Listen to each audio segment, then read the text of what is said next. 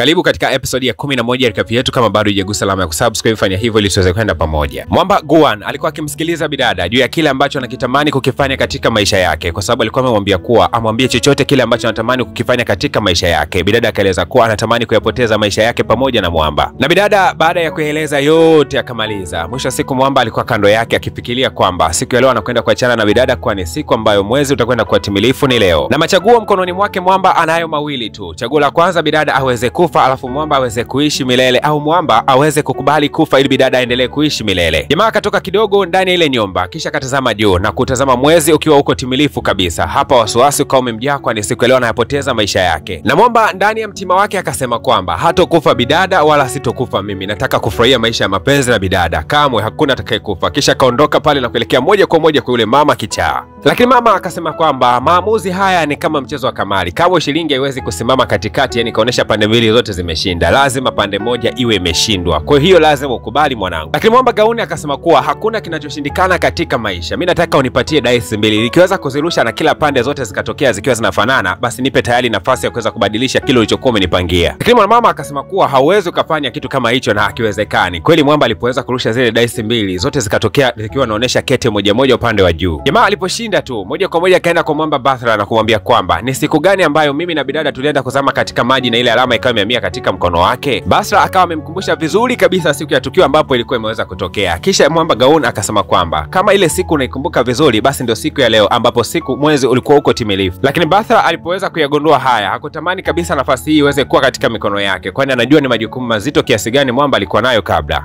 Kisha Mwamba Guan moja kwa moja akawa anamwambia bidada kuwa leo ni siku ambayo yeye ana uwezo wa kurudi katika mwili wake, kwa maana ya kwamba ile alama kujirudi katika mwili wake. Basi bidada alifurahi kweli kweli kusikia mambo hayo. Mwamba Bathra baada ya kuweza kujua kwamba baada ya Mwamba kuweza kupoteza kwa ni huzuni sana, basi akaanza kulia msiba hata kabla. Lakini wakati huo bidada Jingayan akawa ametimba katika mita hiyo na kumbana jamaa amwambie ni nini ambacho kinaendelea. Lakini Mwamba Guan alikuwa anashtumiwa kwamba huenda yeye ndo alikuwa amemuua yule muuaji, kwa sababu kisu ambacho anaonekana kuwa alikuwa amechomwa nacho ndicho ambacho muuaji anaonekana kuwa naye alikuwa amechomwa nacho hicho. Sasa akasema kwamba kile kisu nilikuwa nimechomwa kwa lengo la kuweza kumuonya bidada Dui. Muuaji alitaka kumfikishia bidada Dui ujumbe kwa kupitia mimi. Sasa huko upande wa pili bidada Jingayan baada ya kuweza kufahamu ukweli mzima kutokea kwa Bathra, basi moja kwa moja alikuja kwa bidada Dui na kuanza kumchana ukweli mzima kwamba jamaa akishindwa kurudisha ile alama katika mkono wake basi atakufa siku hiyo hiyo. Dada ikabidi kuuliza unazungumzia kitu gani mbona mimi sikuelewi? Basi akarudia tena kwamba ile alama ikishindikana kurudi kwa Mwamba siku ya leo usiku, basi jamaa atakufa, lakini kama ile alama hata ikabakia kwako afu wewe ukafa, basi jamaa ataendelea kuishi milele. Jingayan kama ambavyo jina lake ni jinga, basi kweli ni jinga kweli huyu dada. Kumbe alikuwa amekuja na kichupa kifrani hivi cha sumu, na kisha kana mkabidhi bidada Dui na kumwambia kwamba mapenzi ni upofu, lakini pia mtu anaweza kafa kwa ajili ya mwenzake, kwani usife wewe jamaa endelee kuishi. Wakati huo Mwamba Gauni alikuwa ametimba mitahi na kuanza kuuliza nini ambacho kinaendelea hapa. Lakini bidada akasema kwamba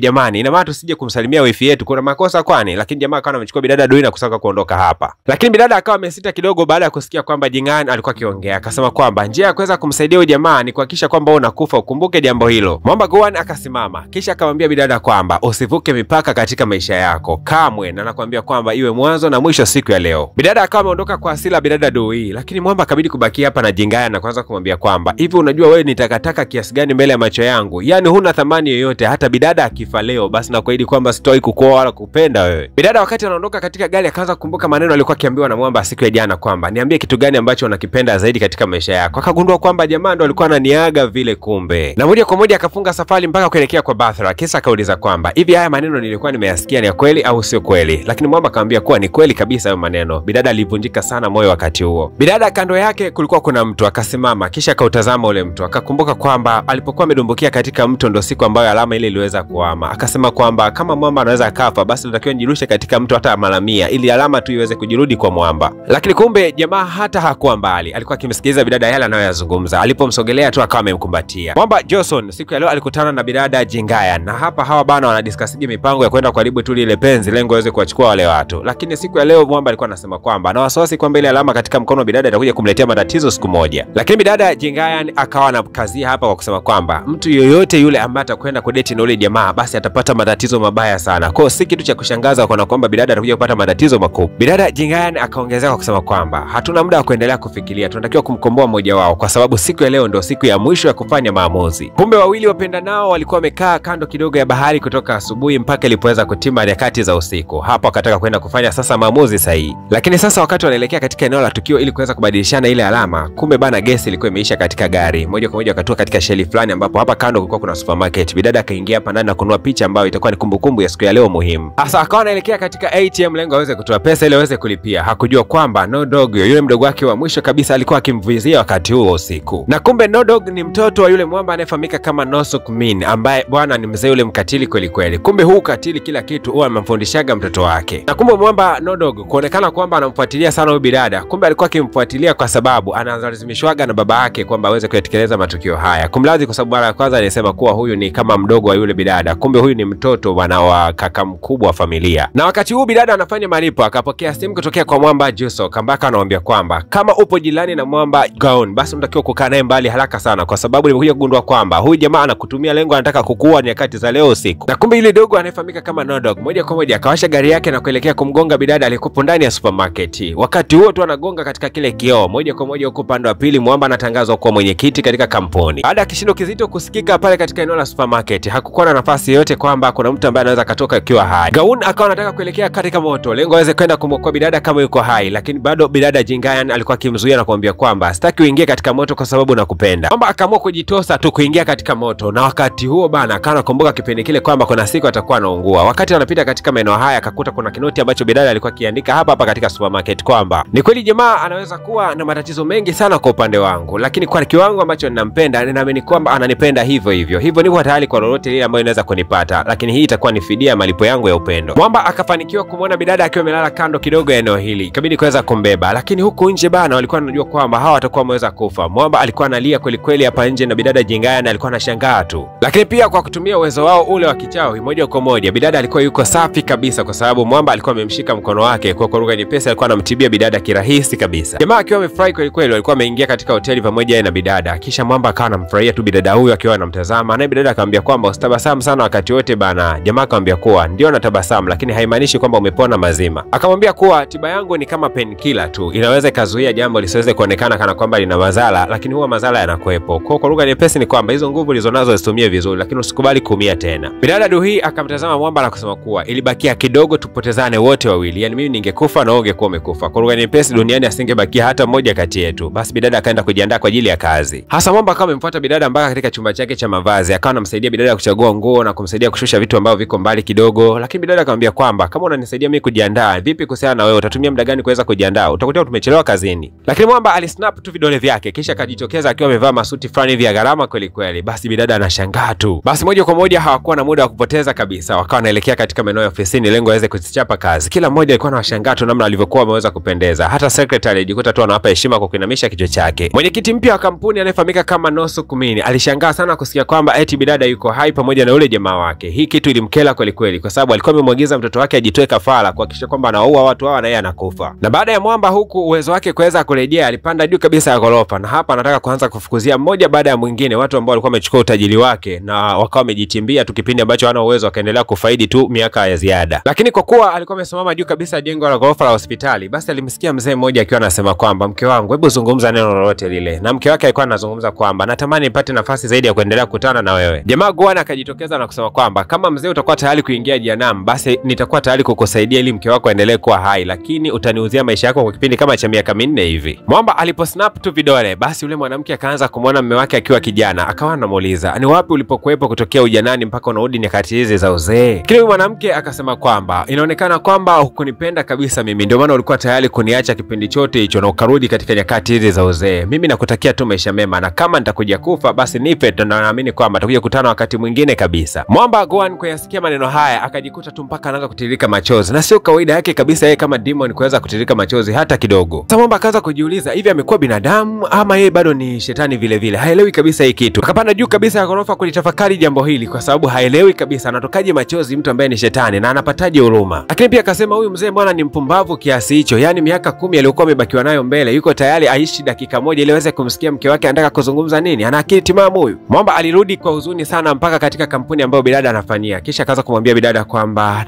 nimejihisi huzuni sana siku ya leo. Lakini bidada akasema kama huzuni yako ipo basi twende tukamkamate muuaji. Bidada akasema kuwa nina uhakika wa mtu ambaye aliweza kutoa taarifa zetu anahusika na yupo jirani sana na ashirikiana na muuaji, kwa sababu siku ile aliyokuwa anafahamu taarifa ya kwamba sisi tumeelekea kule kutazama mwezi alikuwa ni Bathra, Secretary, pamoja Jingayan pamoja na Mwamba yule ambaye ananipendaga sana. Kwa hiyo miongoni mwa hao watu wanne ambao tunajua wewe ni ndugu zetu, kuna uwezekano mmoja wapo ni msaliti na anajuana na muuaji. Bwana wewe, kimbembe ndio kinaanzia hapo. Tukutane katika episode inayofuatia. Je, unahisi nani ambaye alikuwa anatoa taarifa zao kwa muuaji? Episode ya 12 unaweza kutazama kwa kuangalia juu kabisa hiyo ambayo inaweza kujitokeza. Basi utakapogusa hapo na moja kwa moja itakwenda kupeleka kuitazama episode ya 12. Lakini kumbuka kwamba kila unapogusa alama ya kulike mpaka tunapofikisha like 100, basi episode inayofuatia mbele inatoka kwa haraka zaidi.